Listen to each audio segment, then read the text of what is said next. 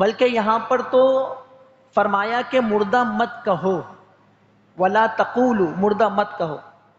سورہ آل عمران کی آیت نمبر 169 میں فرمایا مردہ خیال بھی نہ کرو، ولا تحسبن الذین قتلوا فی سبیل اللہ امواتا۔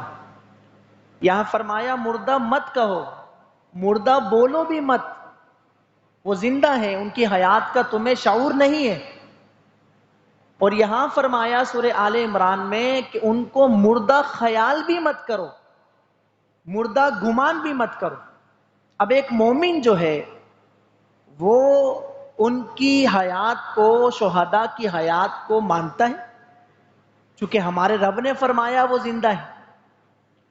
اب ہماری سمجھ میں آئے نہیں آئے اس کو ایک طرف رکھ دیا جائے گا، اور مومن رکھتا ہے، اور ایمان ہی اسی میں ہے۔ جس حد تک سمجھ میں آ جائے ٹھیک ہے، اس کے بعد نہیں آ رہا، ہماری عقل میں نہیں آئے، شعور میں نہیں آئے، تو پھر اس مسئلے کو سائیڈ میں رکھ دیا جائے کہ بس میرے رب کا حکم ہے کہ مردہ مت کہو، وہ زندہ ہے۔ میرا رب کا حکم ہے کہ ان کو مردہ گمان بھی نہ کرو، وہ زندہ ہے۔ تو پھر اب میرا ایمان ہے کہ شہداء زندہ ہے۔